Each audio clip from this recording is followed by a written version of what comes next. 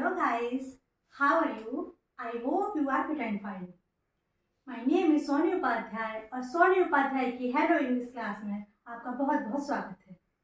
Guys, आज से मैं एक सीरीज शुरू करने जा रही हूँ जिसमें मैं कवर करूँगी आपके models, parts of speech, tenses. Guys, उससे पहले मैं आपको कुछ बेसिक और इम्पोर्टेंट वर्ड्स के बारे में बताऊंगी जो कि आज का मेरा टॉपिक भी रहेगा। गाइस, आपको पता है कि सबसे ज़्यादा इंग्लिश बोलने में, इंग्लिश को सीखने में कठिनाई का सामना कौन करता है? मैं बताती हूँ। सबसे ज़्यादा इंग्लिश को सीखने और इंग्लिश को बोलने में डिफ़िकल्टीज का जो फेस करता है वो है हिंदी मीडियम स्कूल का स्टूडेंट्स। पता है क्यों? क्योंकि वो बेसिक गलतियाँ कर रहा होता है, उसको ये नहीं पता कि वो गलतियाँ कर क्या रहा है। उसका मन है कि वो इंग्लिश बोले, इंग्लिश को पढ़े, इसलिए वो कोचिंग ज्वाइन करता है और कुछ कोचिंग वाले इस चीज़ का फ़ायदा उठाते हैं। वो बेचारा समझ ही नहीं पाता। वो पता है क्या गलतियाँ कर रहा होता है? वो गलतियाँ कर रहा होता है कि वो इंग्लिश को हिंदी में कन्वर्ट कर रहा होता है, जबकि वो ये नहीं जानता कि इंग्लिश स्टाइल है, ये तो एक्सप्रेशन का खेल है।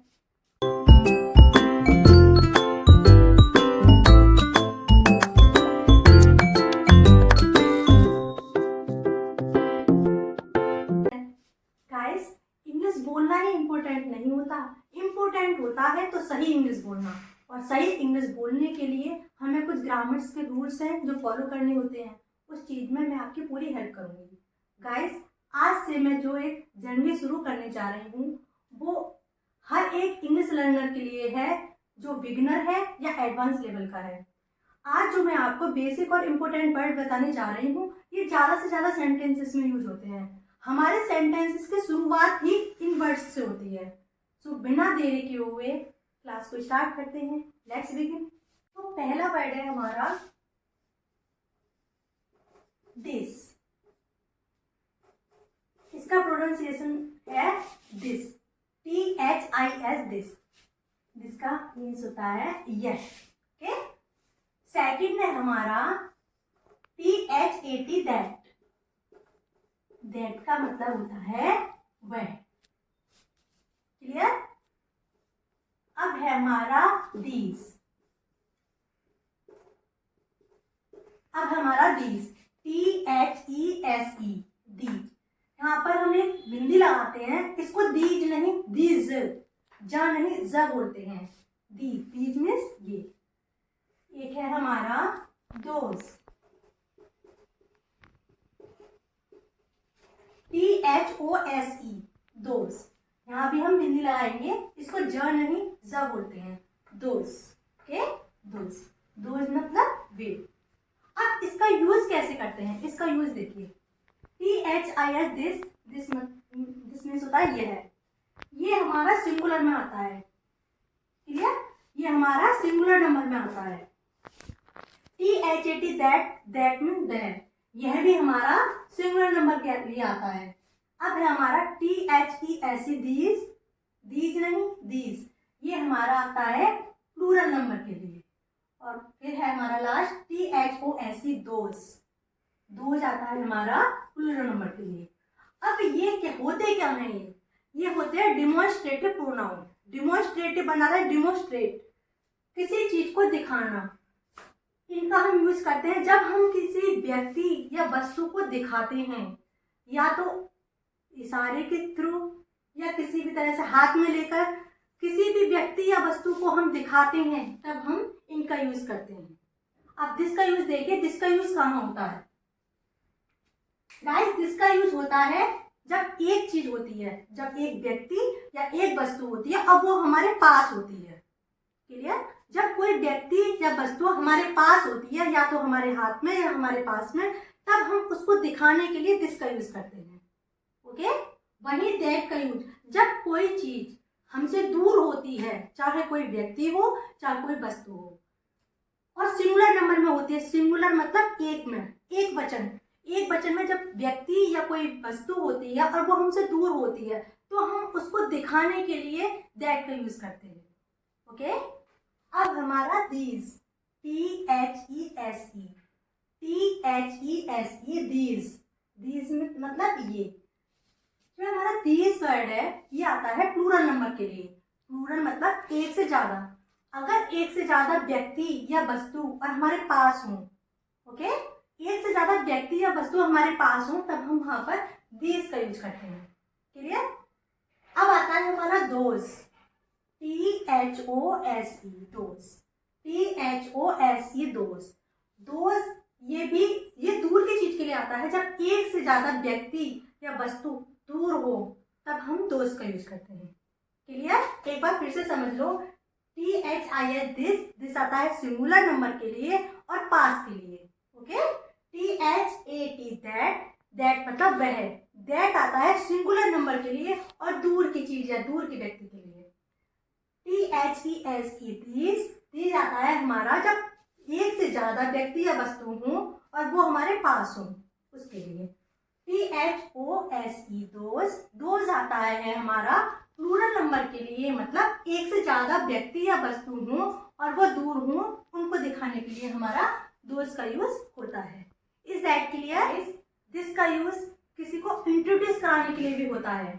When you someone introduce, जब हम किसी का इंट्रोडक्शन कराते हैं तब वहां भी दिस का यूज करते हैं। फॉर एग्जाम्पल, अगर हमारा कोई फ्रेंड हमारे पास है और हम सामने वाले को उससे मिलाना चाह रहे हैं तो उसको इंट्रोड्यूस कराएंगे उसे, this is my friend Rahul या this is my friend Renu.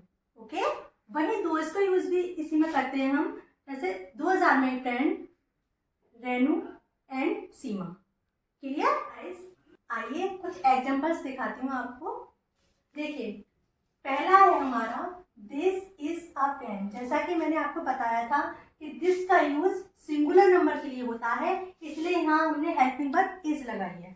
Okay, और दिस का यूज पास वाली चीजों के लिए बताते हैं। तो ये पास है पेन, इसलिए यहाँ पर दिस का यूज हुआ है, और यहाँ पर इसका यूज इसलिए हुआ है क्योंकि दिस सिंगुलर नंबर में आता है। Okay, this is a pen, यह एक पेन है। ओके, अब देखिए, that is a ball.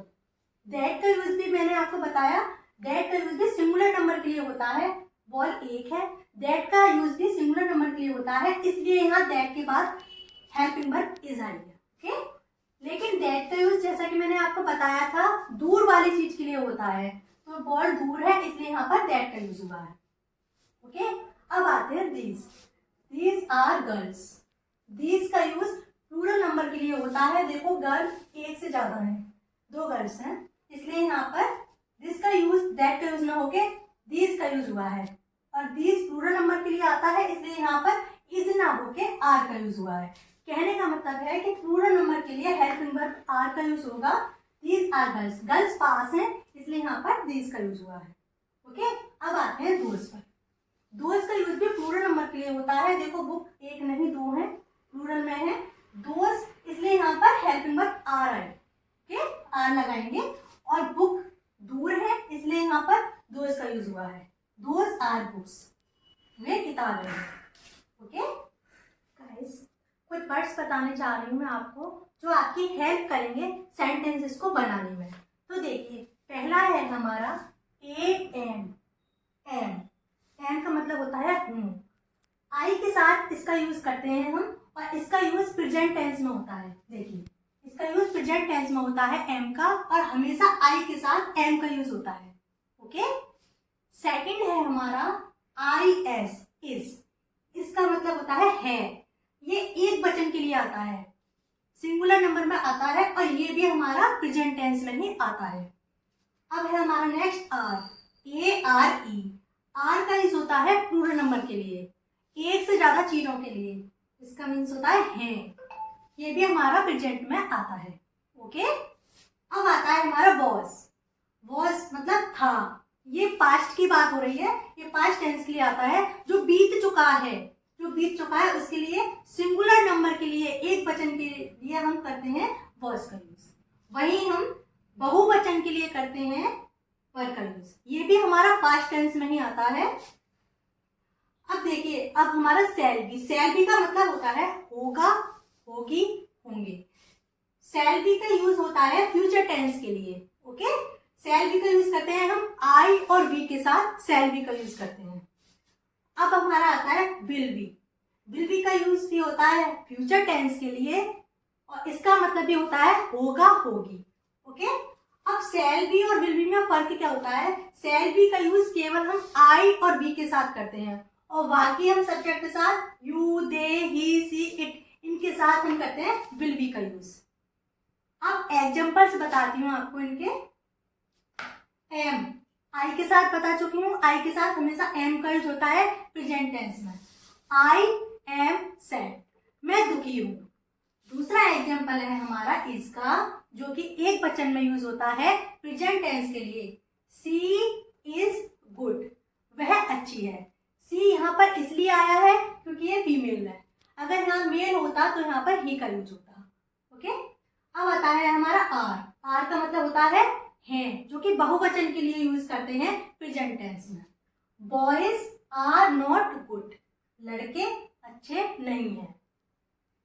Present समझ में आया आपको? अब नेक्स्ट में चलते हैं हम पास्ट टेंस। पास्ट जो कि बीत चुका है, भूतकाल। वॉज, इसमें वॉज का मतलब मैंने बताया था जो कि एक वचन के लिए आता है। देखिए, आई वॉज विद हिम, मैं उसके साथ था या थी। अब आता है हमारा वही वर्ब, WERE, वर्ब। वर्ब का मतलब होता है थे, जो कि बहुवचन के लिए आते हैं। ये भी पास्ट टेंस का ही है, बहुवचन के लिए आते हैं। दे वर नॉट देयर, वे वहां नहीं थे। अब आता है हमारा नेक्स्ट फ्यूचर टेंस। फ्यूचर मतलब भविष्य काल, आने वाला काल।